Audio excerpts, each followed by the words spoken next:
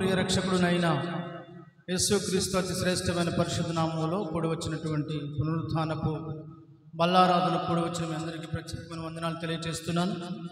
పరిశుద్ధ గ్రంథంలో నుంచి ఒక లేఖన భాగాన్ని చూద్దాం. దయచేసి అందరూ పరిశుద్ధ గ్రంథాన్ని తెరచి, మీ చేతుల్లో ఉన్నటువంటి పరిశుద్ధ గ్రంథాన్ని తెరచి ప్రకటన గ్రంథము 5వ అధ్యాయము 5వ వాక్య భాగాన్ని చదువుకుందాం.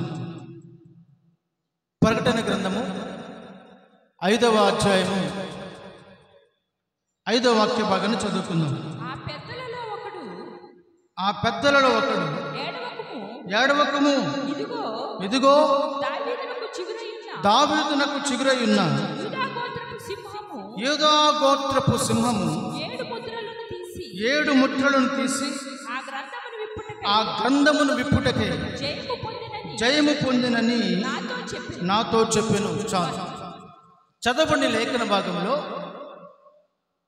యేసుక్రీస్తు ప్రభు యొక్క 12 మంది శిష్యుల్లో ఒక శిష్యుడైన యోహాను పద్మాసు దీపములో వేయబడినప్పుడు అక్కడ ప్రభు దినమందు అతడు ఆత్మవశుడై, ప్రభు దినము అని రాయబడింది మొదటి అధ్యాయంలో. ప్రభు దినము అనగా ఏ రోజు అంటే ఈరోజే పునరుత్థాన దినం, ఆదివారమున అని మూల భాషలో రాయబడింది. పునరుత్థాన దినమందు అతడు ఆత్మవశుడై ఉండగా అనేక సార్లు ఈ యొక్క యోహాను యేసు ప్రభు యొక్క గుండె శబ్దాన్ని విన్నవాడు. యేసు ప్రభు యొక్క గుండె శబ్దాన్ని విన్నవాడు, యేసు ప్రభు యొక్క హృదయ స్పందన తెలుసుకున్నవాడు. మరి విశేషముగా ఇతడు అనేక సార్లు పరలోక దర్శనము, పరలోకంలో ఏం జరుగుతుందో చూసినవాడు. అందుకే తాను విన్న వాటిని, కన్న వాటిని ఈ గ్రంథమందు వ్రాయబడింది. ఈ పరిశుద్ధాత్ముడు రాయించాడు. ఈ పరిశుద్ధ గ్రంథములో చిట్ట చివరి పుస్తకం ప్రకటన గ్రంథం. ఇది దర్శన గ్రంథం అని కూడా పిలుస్తారు.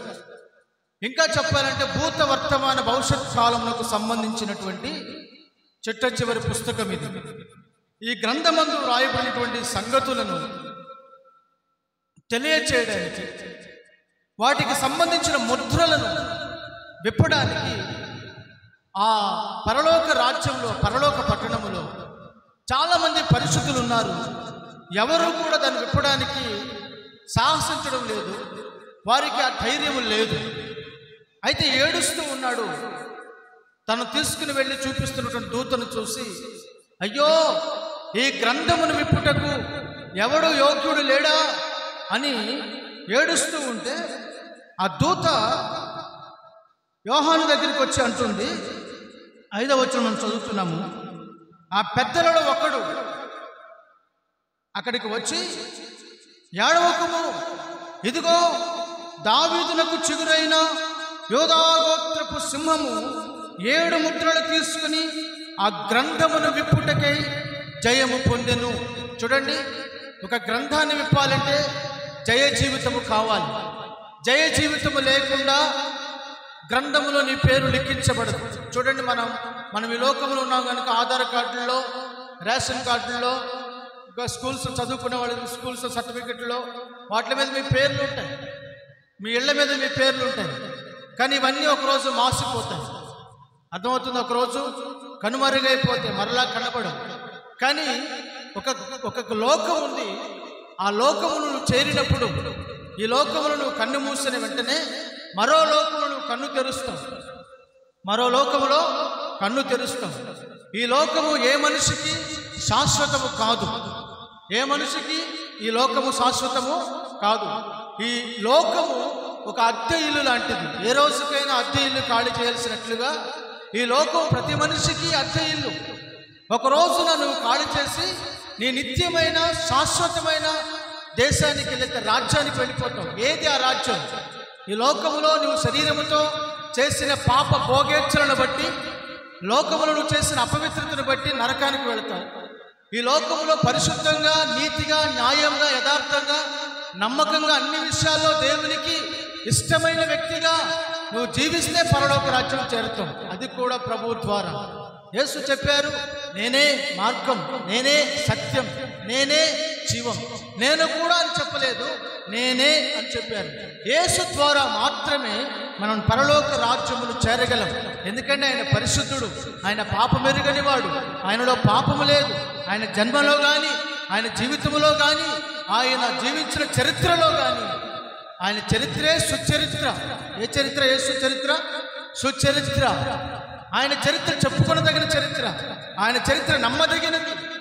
అందుకని ఈరోజు ఒక జాతి లేదు, కులము లేదు, మతము లేదు, అందరూ సకల ప్రజలు యేసుని ఆరాధిస్తూ యేసు దగ్గరికి వస్తూ ఉన్నారు. కారణం తెలిసిన దేవుని వాక్యంలో రాయబడింది, ఆయన ప్రార్థన ఆలకించువాడు, ఆయన యొద్దకు వచ్చి వారి కన్నీరు తుడుచువాడు, ఆయన వారి కష్టములన్నీ తొలగించువాడు, ఆయన ఏకైక దేవుడు కనుక ఆయన వారిని విడుదల చేసేవాడు, విమోచించేవాడు.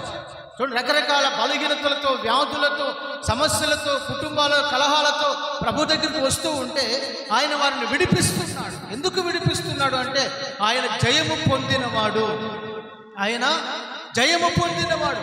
ఏ విషయాల్లో జయం పొందాడు? అన్ని విషయాల్లో జయం పొందాడు. ఆయన జన్మలో ఆయనకు జయం ఉంది, ఆయన జీవితంలో ఆయనకు జయం ఉంది, ఆయన మరణములో ఆయనకు జయం ఉంది. ఆయన సమస్తమును మరణపు ముళ్ళును విరిచినవాడు. పాపమునకు ఆధారం మరణం. అయితే మరణపు ముళ్ళును విరిచినవాడు నా ప్రభు అయిన యేసుక్రీస్తు. ఓ మరణమా నీ ముళ్ళెక్కడా? ఓ మరణమా నీ విజయం ఎక్కడా అని మరణానికే సవాలు విసిరినవాడు. ఆయన తిరిగి లేచాడు. మరణించిన 3వ దినమున తిరిగి లేచాడు. 40 దినాలు భూమి మీద సంచరించాడు. 5,000 మంది కంటే ఎక్కువ మందికి కనిపించాడు. ఆయన పరలోకమందు ఆసీనుడయ్యాడు. మరలా రెండవసారి ఆయన తిరిగి రాబోతున్నాడు. మొదటిసారి మనుషులందరి కొరకు వచ్చాడు. మనుషులందరి కొరకు రక్తము చిందించి, మనుషులందరి కొరకు ప్రాణం పెట్టి, లోక పాపములు మోసుకుని పోవచ్చున్న దేవుని గొర్రె పిల్లగా వచ్చాడు. తన రక్తమును చిందించి. యేసు శిక్షించడానికి రాలేదు.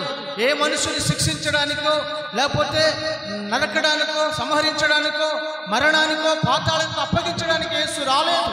ఆయన ఎందుకు వచ్చాడు తెలిసిన? లోక పాపములన్నీ, సకల ప్రజల లోకములున్న ప్రతి మనుషుని యొక్క పాపం తన భుజముల మీద మోసుకుని వెళ్ళడానికి వచ్చాడు. అందుకని యేసు ఒక్కడు మాత్రమే సిలువలో ఆయన వేలాడు తీయబడ్డాడు. రక్తమంతయు నీ కొరకు దారపోశాడు. నీ కొరకు తన ప్రాణమే చివరి శ్వాస వరకు, చివరి బొట్టు వరకు, రక్త ప్రతి బొట్టు, చివరి రక్త బిందు వరకు కూడా నీ కొరకు రక్తము సిలువలో చిందించాడు. ఆయన ఏ పాపము చేశాడని సిలువ వేయబడలేదే. ఆయన ఏ పాపము చేశాడని ఆయన శిక్షించబడలేదే. ఆయన ఏ పాపము చేయకపోయినా ఆయన దేవుడుగా చెప్పుకున్నందుకు ఆయనను సిలువ వేశారు.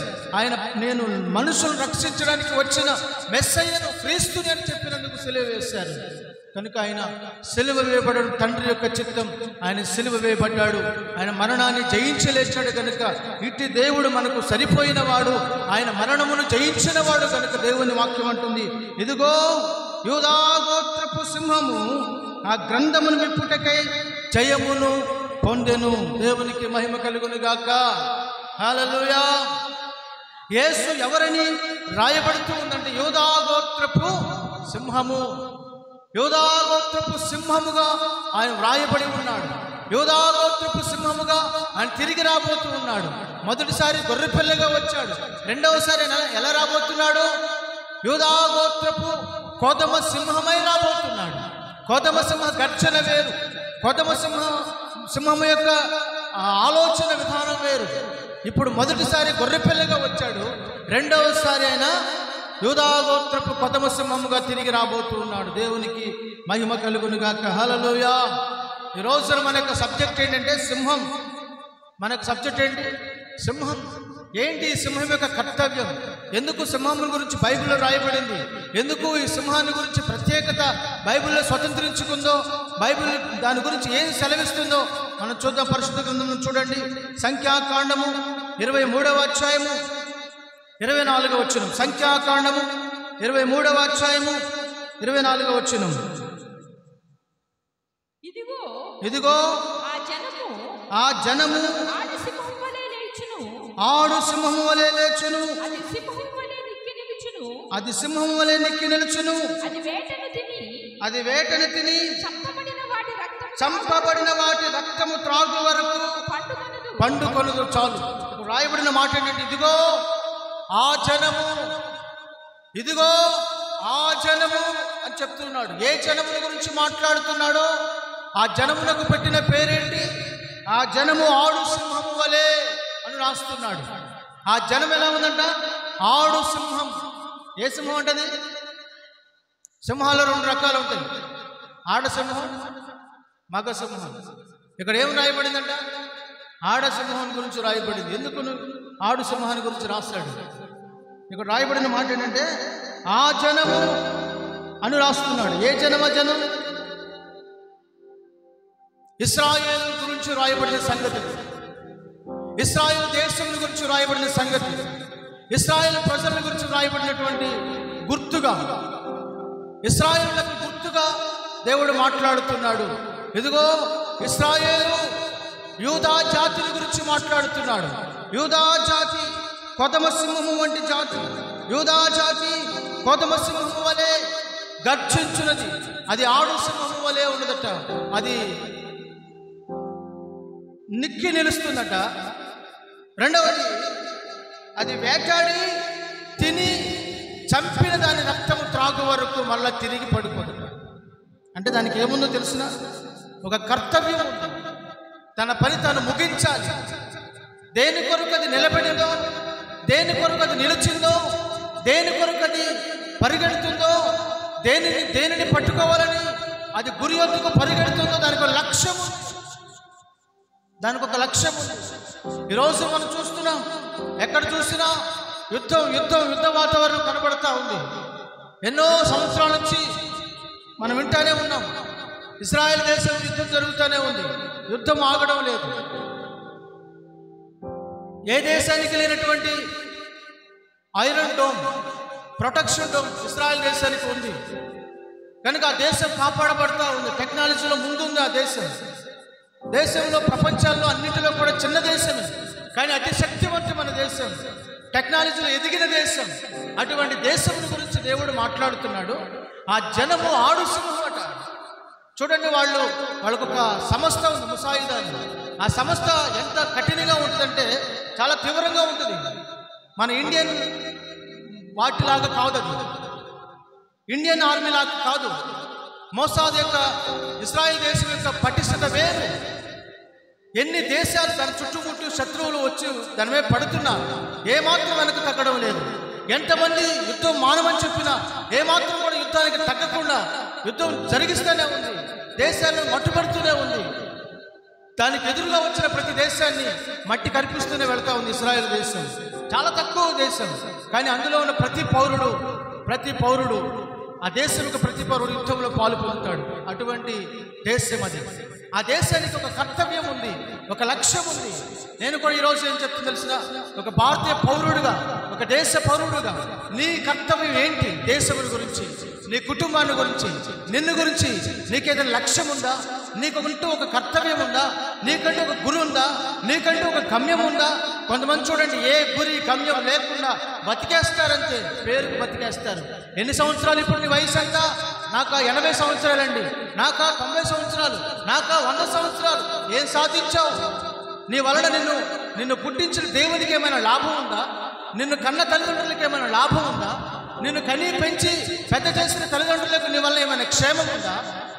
చూడండి, కొంతమంది ఎవరికి ఎటువంటి ఆధారం లేకుండా, కనీసం కట్టుకున్న భార్యను కూడా సరిగ్గా చూసుకోలేకుండా, వారి కర్తవ్యాన్ని నెరవేర్చకుండా జీవిస్తూ ఇచ్చలవిడిగా వాళ్ళు ఎట్టుకోవాలనుకున్నట్టు పోతారు. ఏది తినాలనుకుంటే తింటారు, ఎక్కడికి వెళ్ళాలనుకుంటే అక్కడికి వెళ్తారు, ఏది మాట్లాడాలనుకుంటే అది మాట్లాడతారు, ఎవరితో ఉండాలనుకుంటే వారితో ఉంటారు, ఎవరితో తిరగాలనుకుంటే వారు తిరుగుతారు. నాకు అడ్డు చెప్పేవాళ్ళు ఎవరు అని ప్రశ్నిస్తారు. ఏమంటో తెలిసిన, నా జీవితం నా ఇష్టం, నేను ఎంజాయ్ చేస్తున్నాను. జాగ్రత్త, దేవుడు నీకు ఇచ్చిన జీవితం చాలా అమూల్యమైనది, విలువైనది. ఈ శరీరం కోసమే, ఈ దేహం కోసమే ఎన్నో ఎందరో ప్రయాసపడుతున్నారు. ఈ మానవ జన్మ, దేవుడికి ఇచ్చినటువంటి జన్మ అతి విలువైన జన్మ. ఈ జన్మలో నువ్వు సాధించవలసిన విషయాలు ఎన్నో ఉన్నాయి. నువ్వు లక్ష్య సాధన చేయాల్సిన విషయాలు ఎన్నో ఉన్నాయి. వాటిని మనస్కరించు, వాటి మీద మనసు పెట్టు, వాటిని లక్ష్యముంచు. అనవసరమైన వ్యర్థమైన తుచ్చమైన కామాభిలాషలకు, త్రాగుడుకి, వ్యసనాలకు, జోదాలకి, తిరుగుబోతుతనానికి, అనవసరమైన వాటి విషయాలకు, గొడవలకి వెళ్ళి జీవితాన్ని పాడు చేసుకుని నాశనం చేసుకోవద్దని ఈరోజు దేవుని పేరట నీకు తెలియచేస్తూ ఉన్నాను, దేవుని సేవకుడిగా. గమనించండి, ఆ దేశం ఆశీర్వదించబడిన దేశం అట. ఆ దేశం అంతగా పకడ్బందీగా ఉండడానికి గల కారణాలు ఏంటి అని అంటే, మొదటిగా మనం చూస్తున్నట్లయితే ఆ దేశం ఆశీర్వదించబడిన దేశం. ఇశ్రాయేలు గురించి దేవాది దేవుడు, సర్వోన్నతుడు, సర్వశక్తి గల దేవుడు యావే దేవుడు ముందుగా సెలవించిన మాట తెలుసునా? యెహోవా దేవుడు సెలవించిన మాట, ఈ జనము ఆశీర్వదించబడిన జనము, ఈ జనము భూమి మీద ఉన్నతమైన స్థితిలో, ఉన్నత స్థాయిలో ఉన్న జనము అని ఆ దేశమును దేవుడు ఆశీర్వదించాడు. ఆ ప్రజలను దేవుడు ఆశీర్వదించాడు. దేవునికి మహిమ కలుగును గాక. హల్లెలూయా, హల్లెలూయా. కనుక ఆ దేశము ఆశీర్వదించబడిన దేశము. ఆ ప్రజలు ఎక్కడ ఉంటే అక్కడ ప్రజలు ఆశీర్వదించబడుతున్నారు. అబ్రహాముతో అన్నాడు దేవాది దేవుడు, ఇదిగో నిన్ను ఆశీర్వదించువారని నేను ఆశీర్వదిస్తాను, నిన్ను దీవించువారందరూ నిన్ను దీవిస్తాను, నువ్వు శపించువారందరూ నేను శపించదును. నీవు అనేక జనములకు తండ్రిగా ఉంటావు, నీవు ఆశీర్వదించబడిన వ్యక్తివి. అబ్రహాము సంతతి ఇశ్రాయేలు ప్రజలు, అబ్రహాము సంతతి యూదా గోత్రం, అబ్రహాము సంతతి ఆ ఇశ్రాయేలు ప్రజలను దేవుడు ఆశీర్వదించాడు. నేటి వరకు వారు ఆశీర్వదించబడే ఉన్నారు. చూద్దాం దేవుని వాక్యంలో నుంచి పరిశుద్ధ గ్రంథాన్ని చూడండి. సామెతల గ్రంథం 30వ అధ్యాయము 30వ వచనం. సామెతల గ్రంథం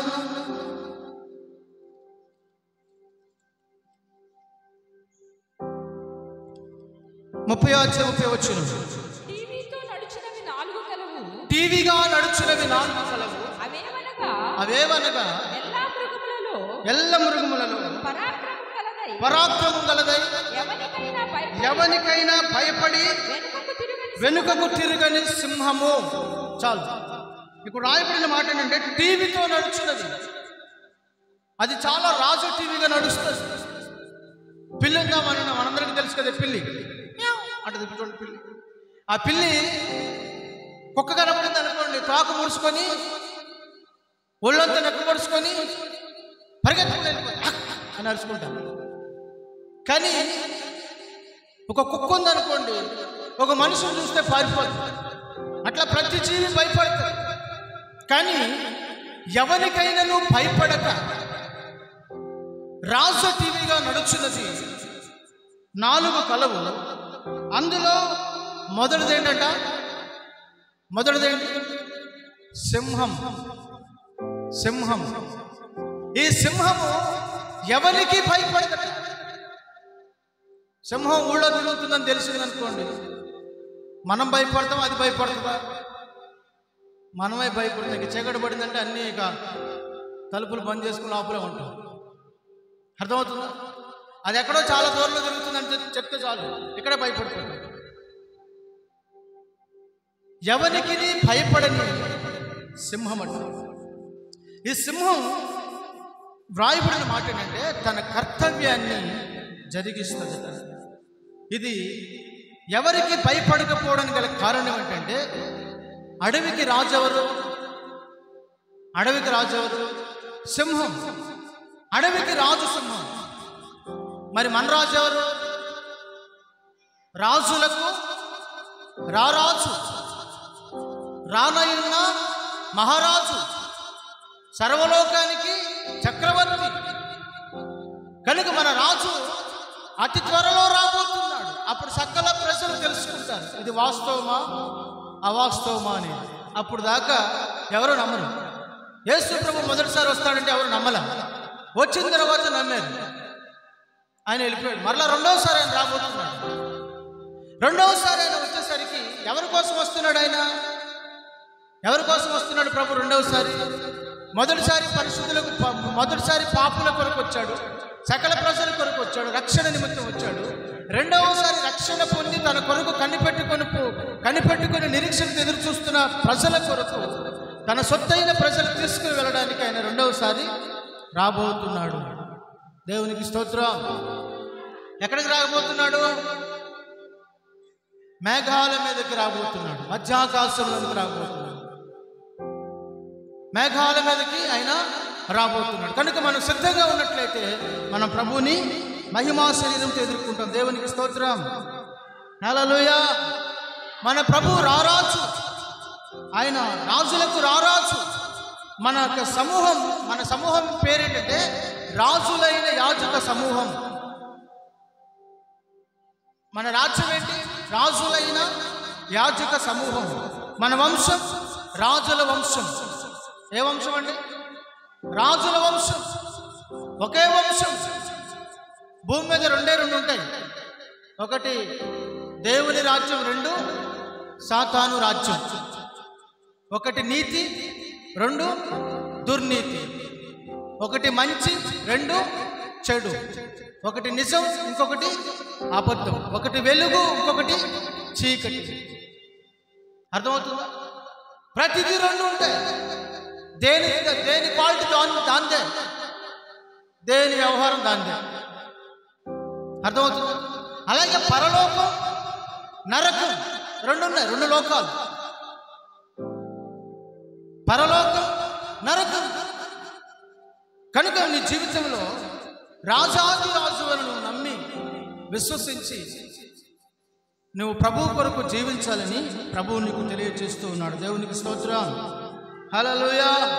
యేసు ప్రభువుని సిలువ వేసినప్పుడు యేసు ప్రభువుని పిలాతు అడుగుతున్నాడు, యూదుల రాజు నీవేనా అని పిలాతు యేసు ప్రభువుని అడిగాడు.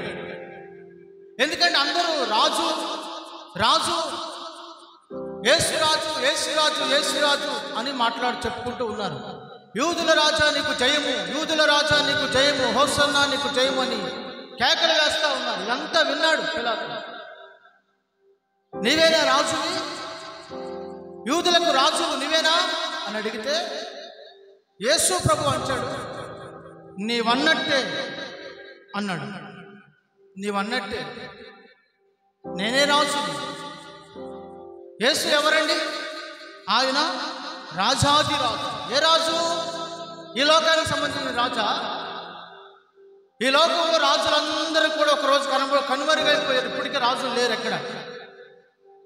ఇంకా అక్కడక్కడ రాజులని పేరు పెట్టుకుని తిరిగే వాళ్ళు ఉంటారు. ఆ రాజులు కూడా కొంతకాలానికి ఏమైపోతారు? కనుమరుగైపోతారు. రాజు అనేవాడు భూమి మీద ఎవ్వడు ఉన్నాడు. అర్థమవుతుందా? కానీ ఒక రాజు ఉన్నాడు. ఆ రాజు ఎన్నటికీ కూడా నాశనము కాని మహారాజు, మరణాన్ని జయించిన రాజు, రాజులకే రారాజు. ఆయన రాజ్యం సూర్యుడు అస్తమించని రాజ్యం కాదది.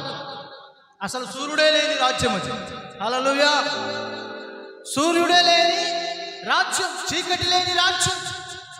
ఆ రాజ్యానికి ఆయనే తానే వెలుగై యుగాయుగములు ప్రకాశించుతున్న ఆ రాజ్యానికి ఆయన రాజు. నువ్వు ఈ లోక రాజువా అని అడుగుతున్నాడు పిలాతు. నీవు అన్నట్టు నేను రాజునే కానీ ఈ లోకానికి రాజును కాదు, నేను పరలోకానికి రాజుని. దేవునికి స్తోత్రం. హల్లెలూయా. హల్లెలూయా.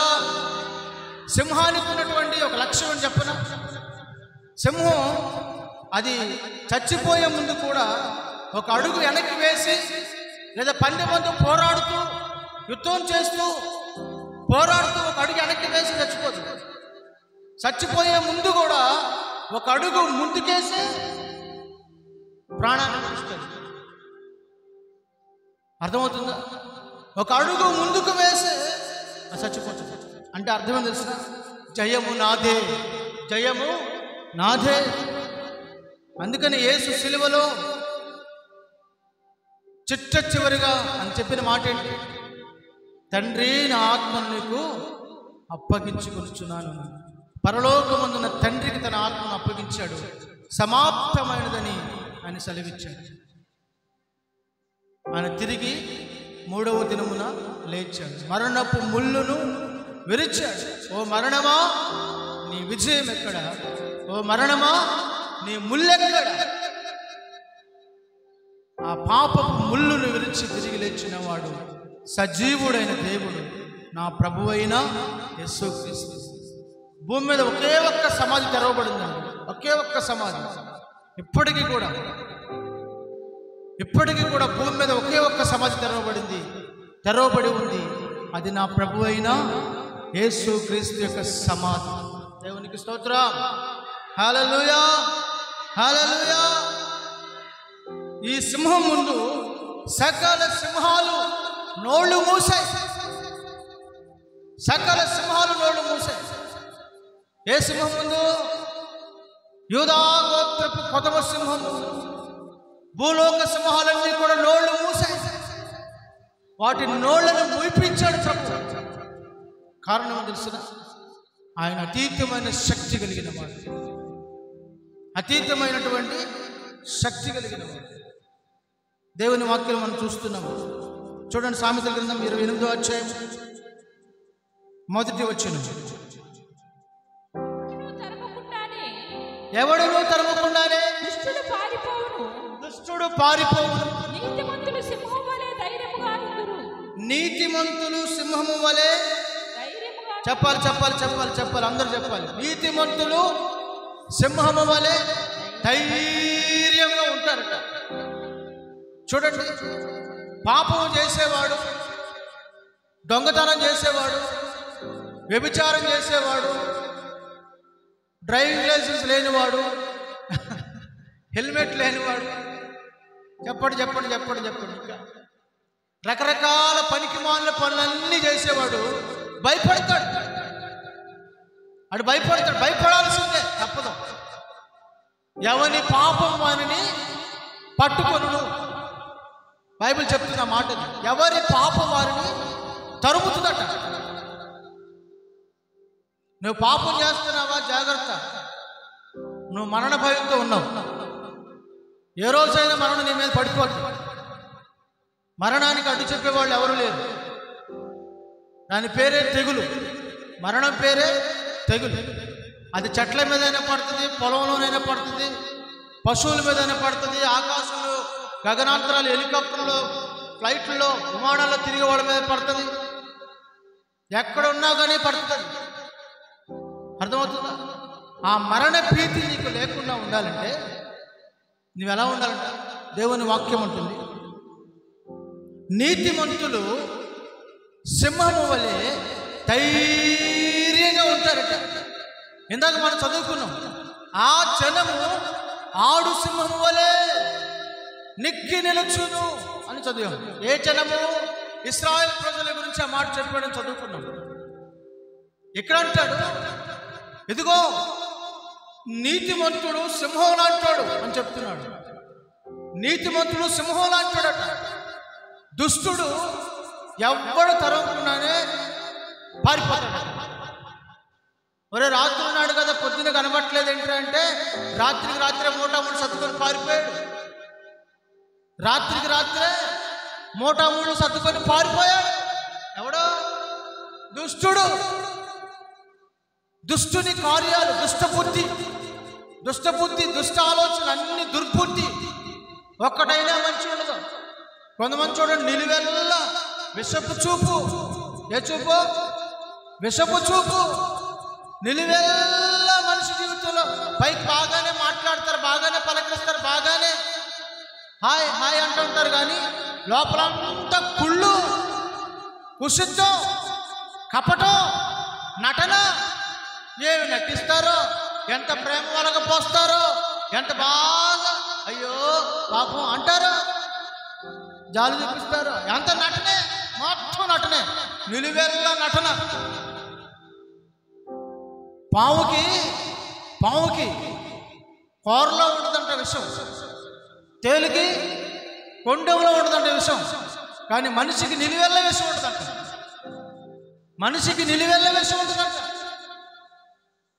విషపు మనిషి 4 రోజులు బాగున్నారనుకో, నీకు మించిన నాకు స్నేహితుడు లేడు, నువ్వే నాకు బెస్ట్ ఫ్రెండ్. అసలు మా అమ్మ కూడా చెప్పను, ఏదైనా నీకే చెప్తా, నువ్వు లేకపోతే నేను లేను, నీకోసమే నేను అంటాం. 4 రోజుల తర్వాత మళ్ళీ కొన్ని రోజుల తర్వాత స్నేహం ఏమైందిరా అంటే పచ్చగడ్డి అయితే బగ్గు మాడుతుంది, అటు కాకి ఇటు వాలకూడదు, ఇటు కాకి అటు వాలకూడదు. అర్థమైందా?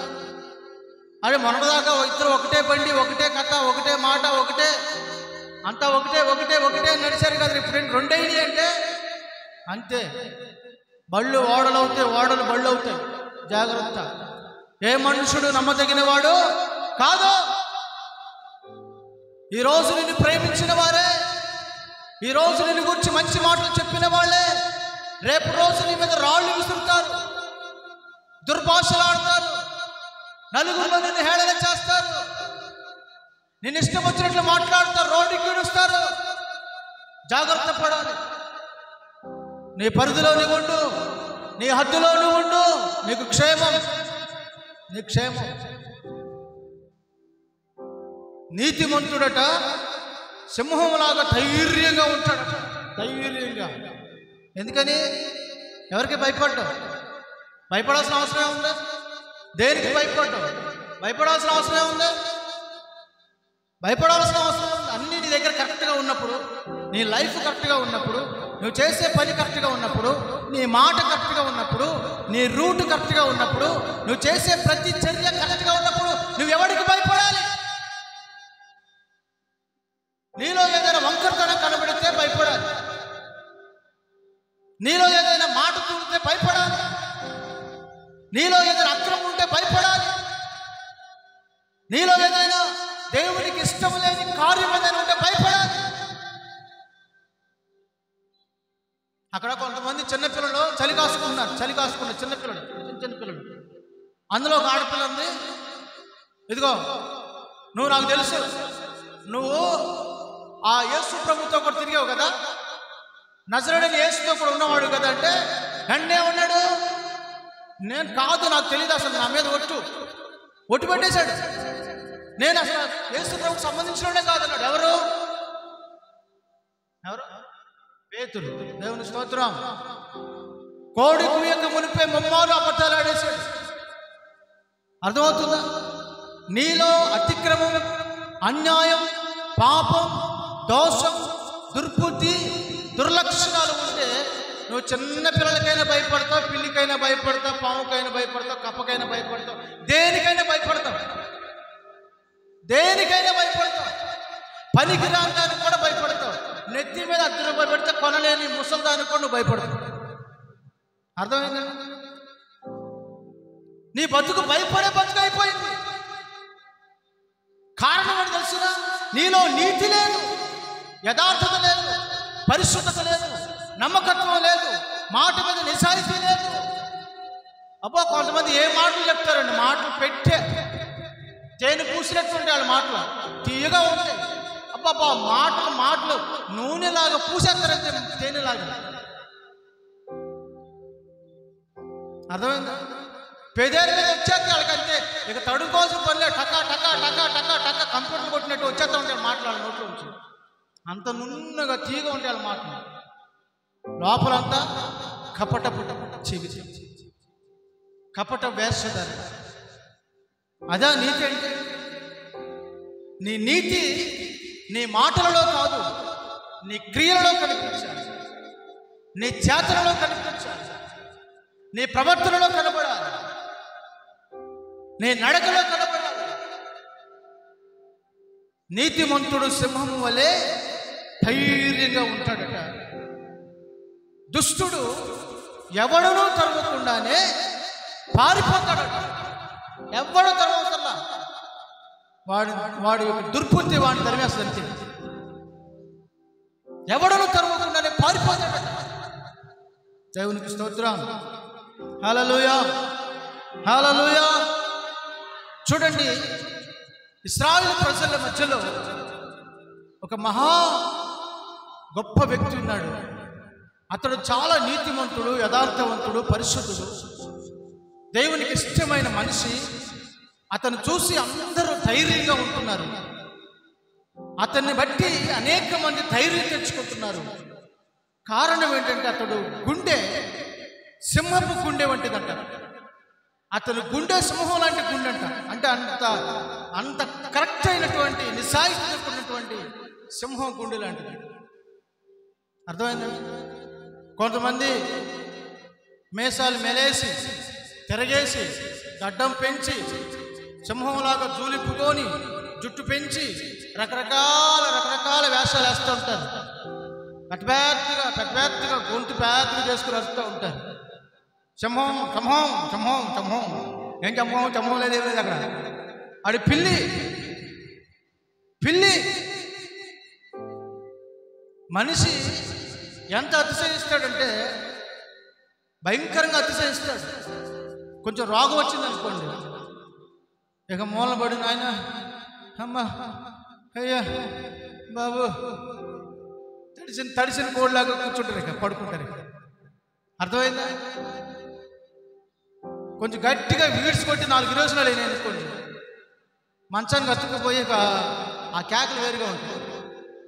మరి ఇప్పుడు దాకా అరిసావుగా, ఇప్పుడు దాకా కేకలు వేసావుగా, 4 వాంతులే, కడుపులు నొప్పి వస్తే, జ్వరం వస్తే, టైఫాయిడ్ వస్తే, ఇంకేదైనా వస్తే ఏంటి పరిస్థితి? ఏమి లేదు, జీరో.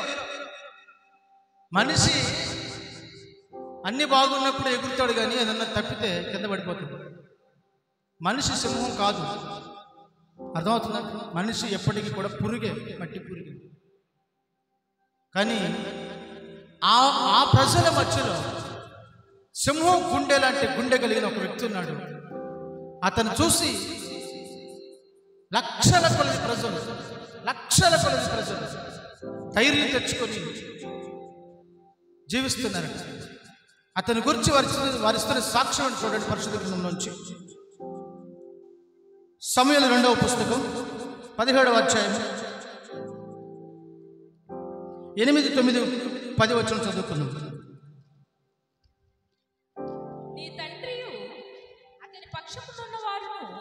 నీ తండ్రియు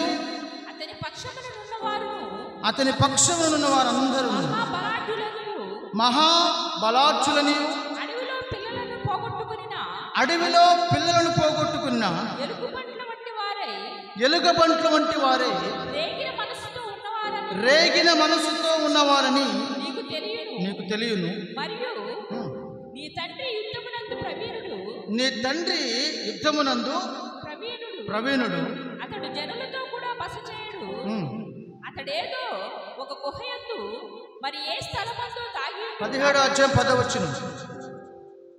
నీ తండ్రి మహాబలాఢ్యుడనియు అతని పక్షపు వారు ధైర్యవంతులనియు ఇశ్రాయేలులందరూ ఎరుగుదురు గనుక సింహపు గుండె వంటి గుండె గలవారు సైతము సింహపు గుండె వంటి గుండె కలిగిన వారు సైతము దిగులు చెందుతారట. ఎవరి పేరు చెప్తే దావీదు పేరు చెప్తే. ఎవరు? దావీదుని గురించి వినబడుతున్న వాక్యం అది. దావీదుని గురించి వినబడుతున్న సాక్ష్యం అది. దావీదుని గురించి వారు చెప్తున్న మాట అది. సింహపు గుండె వంటి గుండెవారు కలిగిన వారు సైతము దిగులు చెందుతారట. అంతటి గట్టి దిట్టమైనటువంటి గుండె కలిగిన వాడు అతడు. ఇశ్రాయేలు ప్రజలందరికీ కూడా ఇంకొక చోట రాయబడింది, దీపము వంటి వాడు. ఇశ్రాయేలు ప్రజలందరికీ ఎటువంటి వాడట? దీపం ఆరిపోతే ఏమొస్తుందండి? చీకటి. ఆ దీపం ఉందనుకోండి, ఆ దీపం కాంతిలో బతికేయచ్చు. ఇశ్రాయేలు ప్రజలందరికీ ఈ యొక్క దావీదు దీపం లాంటి వాడు, సింహం లాంటి గుండెలు సైతం కరిగించగలిగినటువంటి శక్తివంతమైన గుండె కలిగిన వాడు.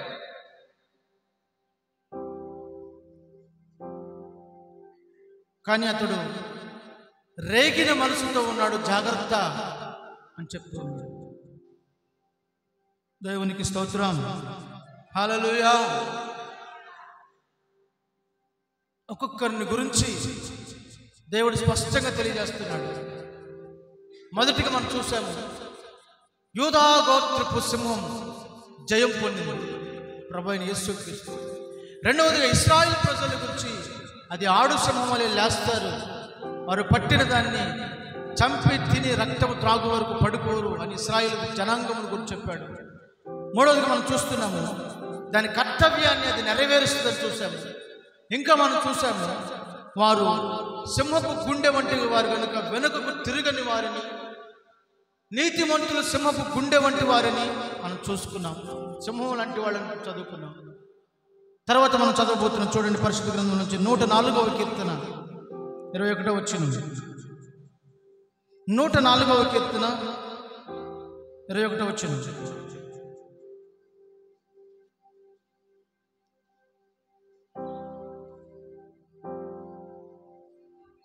సింహపు పిల్లలు వేట కొరకు గర్జించుచున్నవి, తమ ఆహారమును దేవుని చేతిలో నుండి తీసుకొన జూచుచున్నవి. ఈ లేఖన భాగంలో అడవికి రాజు ఎవరని చెప్పాను? సింహం. కనుక అడవికి రాజు సింహం కనుక దాని కళ్ళ ముందుకు వచ్చిన ఏ జంతువునైనా పట్టి చీల్చి దాని రక్తం తాగి దాని మాంసం తినే హక్కు దానికి ఉంది. కానీ బైబిల్లో రాయబడిన మాట ఏంటంటే, సింహపు పిల్లలు వేట కొరకు గర్జించుచున్నవి, తమ ఆహారమును తమ దేవుని చేతిలో నుండి తీసుకొని చూచుచున్నవి అని రాయబడింది. అడవికి రాజు సింహమైనప్పటికీ కూడా సింహం ఎవరి వైపు చూస్తుందంట? ఎవరి వైపు చూస్తుంది?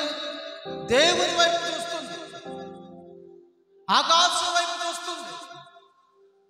రెండు కాళ్ళు ముందుకు చాపుకొని అలా ఆకాశం వైపు చూస్తూ ఉందట. ఎందుకు? నా ఆకలి తీర్చు అనే మొరపెడుతుంది. దేవుని చేతిలో నుండి ఆహారం కోసం ఎదురు చూస్తుంది. నీవు దేవుని చేతిలో నుండి ఆశీర్వాదాన్ని పొందగలుగుతున్నావా? నువ్వు దేవుని చేతిలో నుండి దీవెన పొందగలుగుతున్నావా? దాసుని కన్నులు తన యజమానురాలి చేతి తట్టు చూసినట్లు, దాసుడు కన్నులు తన యజమానుడు చేతి తట్టు చూసినట్లు నీవు ప్రభువు కొరకు కనిపెట్టుకొని చూడగలుగుతున్నావా? ప్రభువు వైపు ఆశతో ఎదురు చూడగలుగుతున్నావా? నువ్వు కనిపెట్టుకొని జీవించగలుగుతున్నావా? నీవు ఆయన వైపు చూడగలిగినట్లయితే నీకు వెలుగు కలుగుతుంది. మొదటిగా. 2, నీకు జ్ఞానోదయం అవుతుంది. 3, నువ్వు పరిశుద్ధపరచబడతావు. 4, నీ జీవితం నీకు ఆశీర్వాదకరంగా ఉంటుంది. చాలామంది నా కర్మరా, నా కర్మ, నా కర్మ, నా కర్మ, ఏనాడు చేసుకున్న పాపమో నా కర్మ అనుభవిస్తున్నాను, నేను చేసుకున్నది అనుభవిస్తున్నానని చెప్పి నా కర్మాన్ని తలగొట్టుకుంటున్నారు చాలామంది. నీ కర్మను, నీ తలరాతను నా ప్రభువు మార్చగలడు. ఆయనకు అది సాధ్యం. ఆయనకు అది సాధ్యం. ఆయన అద్భుతాలు చేయగలిగినవాడు, అద్భుతాలు చేయగలిగినవాడు. నేను పుట్టుకతోనే చెవిటివాడు, కానీ నా ప్రభువు దగ్గరికి వచ్చిన తర్వాత నా ప్రభువు నన్ను ముట్టి స్వస్థపరిచాడు. ముట్టిన నాటి నుండి నేటి వరకు నాకు ఇప్పుడు చెవుడు లేదు. కారణం ఏంటి తెలుసా? అద్భుతాలు చేయగలిగిన వాడు కనుక నేను ఆయన ఎందుకు వచ్చాను. ఇది మనుషులకు అసాధ్యం. పుట్టుక చెవుడు బాగుపడ్డవేంటి? పుట్టుకతోనే వచ్చిన ఆ బ్రహ్మచెవుడు ఎలా పోతుంది? కానీ దేవునికి సాధ్యం. హల్లెలూయా. ఎన్నో సాక్ష్యాలు, వందల సాక్ష్యాలు మనం వింటూ ఉన్నాం. కోట్ల కొద్ది సాక్ష్యాలు ఒక్కొక్క మనిషి జీవితంలో దేవుడు చేసే సాక్ష్యాలు. మనుషుల కన్నులకు అసాధ్యం. దేవుడు చేసే అద్భుతాలు సైన్స్ కూడా అందం. సైన్స్ దేవుడి సృష్టి. దేవుడు తను చేసే సృష్టికి చెప్పాల్సిన అవసరం లేదు. అర్థమవుతుందా? మనుషులు సృష్టిని పట్టుకుంటున్నారు కానీ సృష్టికర్తను పట్టుకోలేకపోతున్నారు. అక్కడే నష్టపోతున్నారు. సృష్టికి బదులుగా సృష్టికర్తను పూజించాలి కానీ సృష్టిని కాదు.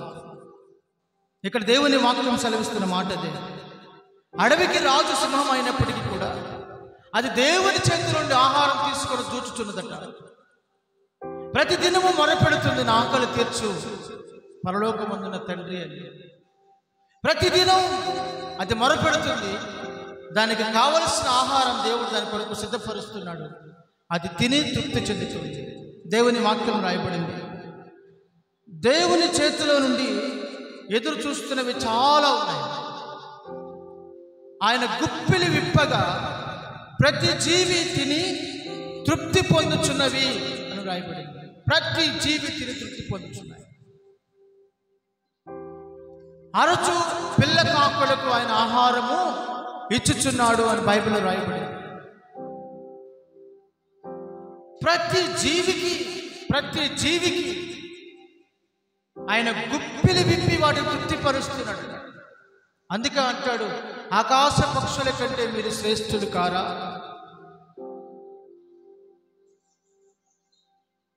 అడవి పువ్వులను చూడండి,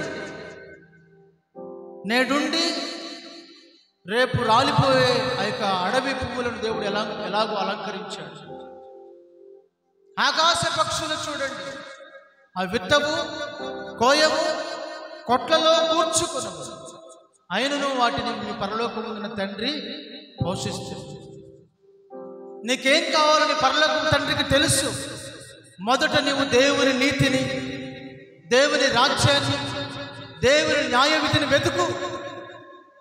వెతకవలసిన వాటిని వెతకుండా వెతకకూడని వాటన్నిటిని వెతుకుతున్నావు. మొదటి దానిని పట్టుకో, మిగతావన్నీ వస్తాయి. కానీ మొదటి దాన్ని తెలిసి మిగతా వాటి వరకు పరిగెడుతున్నావు.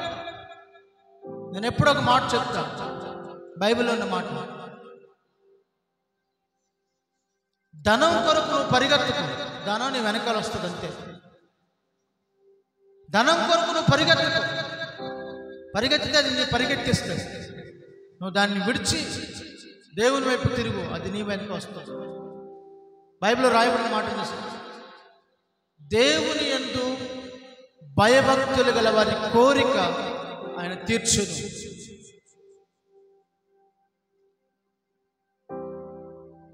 దైవ భక్తి గొప్ప లాభ సాధకము అని రాయబడింది బైబిల్. నువ్వు భక్తిగా ఉండు నేర్చుకో. ఫస్ట్ నీతిగా ఉండు నేర్చుకో, న్యాయంగా ఉండు నేర్చుకో, ధర్మంగా ఉండు నేర్చుకో. నీ పరిధిలో నువ్వు, పక్కన వాళ్ళ సంగతి నీకు అనవసరం. నేను గురించి రకరకాలుగా చెప్పుకునే వాళ్ళు ఉంటారు. చెప్పుకొని ఎవడు కర్మ వాడు అనుభవిస్తాడు, ఎవడు తీసుకున్న కూతురు వాడు పడతాడు, ఎవడు కర్మ వాడు అనుభవిస్తాడు. కానీ నీ సంగతి ఏంటి? నీ పరిధి ఏంటి? నీ స్థితి ఏంటి? నువ్వు దేవుని ఎదుట ఎలా ఉన్నావు? మనుషులు నేను గురించి ఏం చెప్పుకోండి, నీకు అనవసరం. ఏమన్నా చెప్పుకోండి కాక, లోకులు కాకులు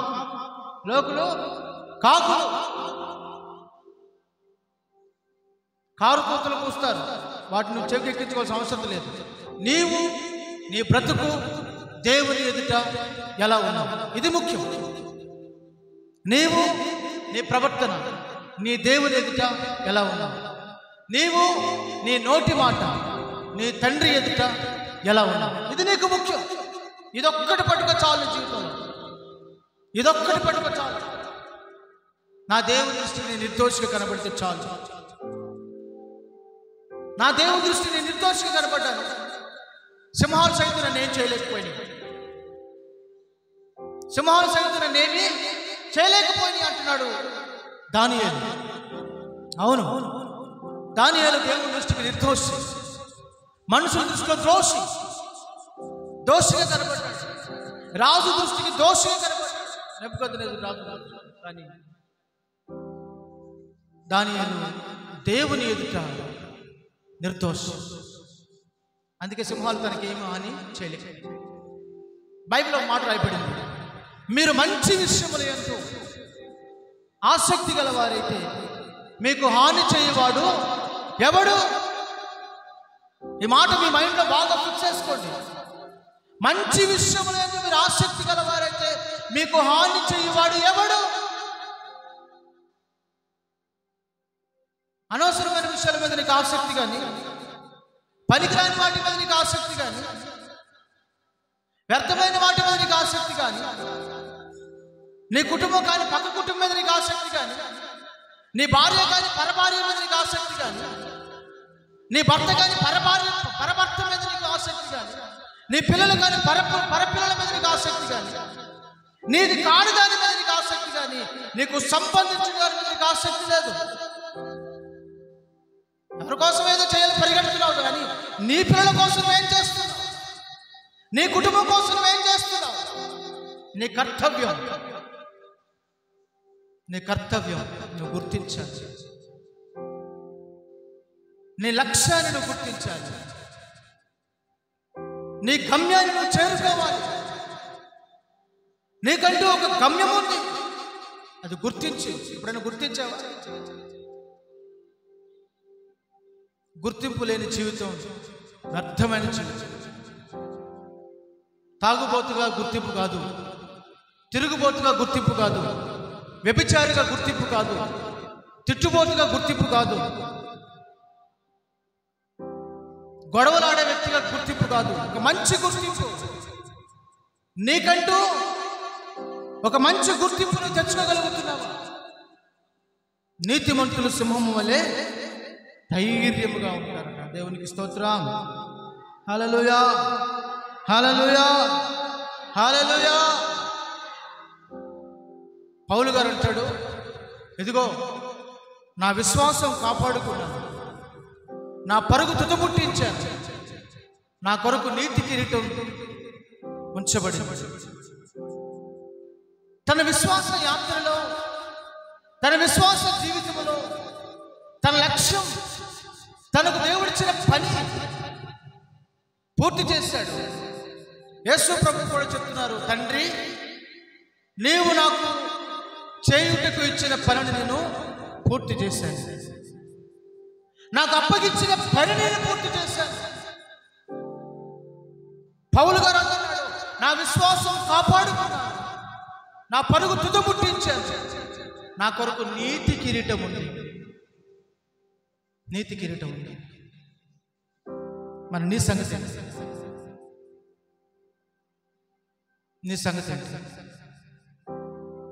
ఎప్పుడైనా ఆలోచన చేసావా? నేను ఎందుకు పుట్టాను? నన్ను దేవుడు ఎందుకు పుట్టించాడు? నా వల్ల ఎవరికి ప్రయోజనం? ఎప్పుడైనా ఆలోచన చేశావా? ఈ మైక్ ఎందుకు పుట్టింది తెలుసా? శబ్దాన్ని పెద్దగా వినిపించడానికి. ఈ ఫ్యాన్ ఎందుకు పుట్టింది తెలుసునా? నీకు గాలిని ఇవ్వడానికి. ఆ కుర్చీ ఎందుకు పుట్టింది తెలుసు? నేను కూర్చోబెట్టుకోవడానికి. ప్రతి వస్తువు, ఈ లైట్ ఎందుకొరకు? వెలుగునివ్వడానికి. భూమి మీద పుట్టిన ప్రతి వస్తువు తన పని జరిగిస్తావు, తన కర్తవ్యాన్ని నెరవేరుస్తుంది. మరి నీ కర్తవ్యం ఏంటి? నువ్వెందుకు పుట్టావు? నీ వల్ల ఎవరికి ప్రయోజనం? ఏంటి లాభం? నువ్వేం చేస్తున్నావు? ఏం మాట్లాడుతున్నావు? ఎక్కడ నీ జీవితం? ఒకసారి పరిశీలన చేసుకుందాం. దయచేసి అందరూ మోకరించండి, ప్రార్థన చేసుకుందాం. ప్రతి ఒక్కరు మోకరించి ప్రభు సన్నిధిలో మీ హస్తాలు దేవునికి అప్పగించుకొని, మిమ్మల్ని మీరు దేవుని చేతులకు అప్పగించుకొని, ఇంతవరకు తేటగా సూటిగా నాతో మాతో మా అందరితో నువ్వు మాట్లాడవయ్యా. నా పరుగులు తుదముట్టించాలని, యూదా గోత్రపు సింహము వలె జయ జీవితాన్ని చేయాలని, ప్రతి మెట్టులో ఉపదేశ క్రమములో నైనా ఆ సింహాసనము చేరాలని నన్ను బలపరుస్తూ, నా కర్తవ్యాన్ని గుర్తించి నా లక్ష్యం చేరాలని మీరు నాకు తెలియజేశారని అందరూ కూడా స్వరమెత్తి బిగ్గరగా ప్రభు సన్నిధిలో ప్రార్థన చేసుకోండి. విన్న వాక్యాన్ని ఒక్కసారి జ్ఞాపకానికి తెచ్చుకుంటూ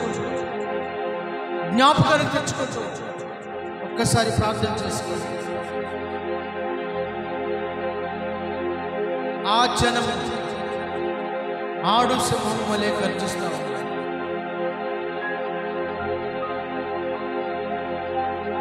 నీతిమంతుడు సింహము వంటివాడు. దేవుని ఎదుట నీ ప్రవర్తన నీ మీద నేరస్థాపన చేసే విధంగా ఉందా? నీ మనస్సాక్షి నువ్వు మంచివాడు కాదని నేరస్థాపన చేస్తుందా? నీ మనస్సాక్షే నీకు మొదటి ప్రత్యక్ష సాక్షి. నువ్వు దౌర్భాగ్యుడు అంటుందా? దిక్కుమాలిన వాడు అంటుందా? నువ్వు దిగంబరివి అంటుందా?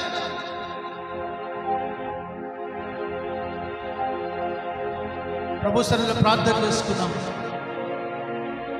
దైవ సేవకుల కొరకు ప్రార్థన చేస్తుండగా అందరూ ప్రార్థనలు ఏకీభవించి ప్రార్థన చేసుకోండి.